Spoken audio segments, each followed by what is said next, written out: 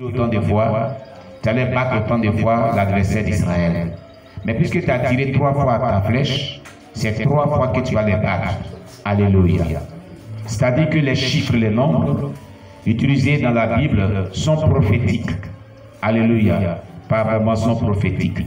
Donc Dieu attache une importance au nombre dans la Bible, une importance aux chiffres dans la Bible. Alléluia. Cela est très important. Et depuis que nous avons entamé ce message, cet enseignement sur les chiffres, les nombres, on a parlé du chiffre 1, quel est son sens. Quand on veut prier vraiment avec des actions prophétiques, il faut vraiment comment l'utiliser. On a parlé du chiffre 2, on a parlé du chiffre 2 qui est le chiffre de la division, de la séparation, le chiffre 3 qui est le chiffre de la plénitude de Dieu, qui veut dire vraiment Dieu qui s'est manifesté en tant que Père à l'humanité, qui s'est révélé à l'humanité en tant que Père dans le passé, qui s'est manifesté en tant que Fils et qui se manifeste aujourd'hui dans le temps de la dispensation en tant que Saint-Esprit. Alléluia. Le chiffre 3, qui est le chiffre de la résurrection, on avait parlé de cela, un chiffre de puissance, un chiffre de délivrance, de restauration. On avait parlé du chiffre 4, on avait parlé du chiffre 5, le chiffre 6, le chiffre 7, le chiffre 8, le chiffre 9 la dernière fois. Aujourd'hui, nous allons parler des 2 derniers chiffres, le chiffre 11 et le chiffre 12. Amen. Alléluia. Oui, on avait fait 9 et 10 la dernière fois. Alléluia. Le chiffre 11. Le chiffre 11 est le chiffre de désordre et de l'imperfection. C'est un chiffre de désordre et de l'imperfection. 11 évoque le désordre jusqu'avant minuit. Quand Judas trahit Jésus, il restait 11 disciples qui donnaient une unité d'imperfection.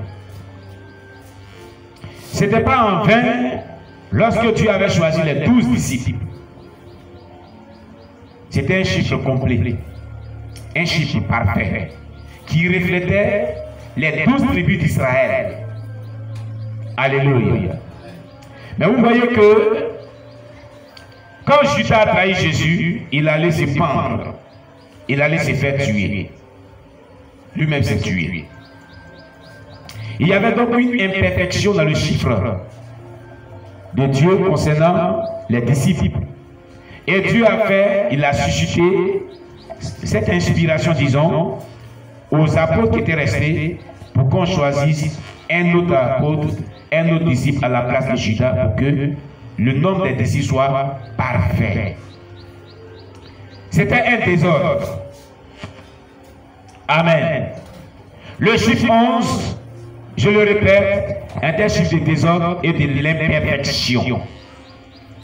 Il évoque le désordre jusqu'avant minuit, il y a du désordre. Quand Judas a trahi Jésus, il restait 11 disciples. C'était du désordre. Amen.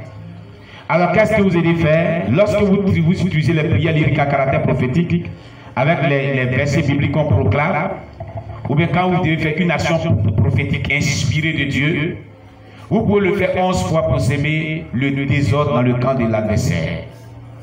Alléluia. Le désordre, pour les mettre en désordre. Et quand il y a le désordre, on ne se retrouve pas. Alléluia. Quand il y a le désordre, on ne peut pas vraiment être vraiment agréable à Dieu. Alléluia. Quand il y a le désordre, on ne peut pas vraiment être vraiment concis et stabilisé en soi-même. La paix ne peut pas être là. Là où il y a le désordre, il y a la défaite. Alléluia. Là où il y a le désordre, il n'y a pas la bienséance. Alléluia.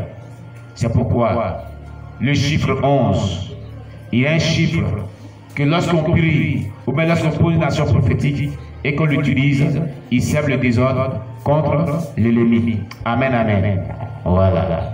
Que le nom de Dieu soit béni.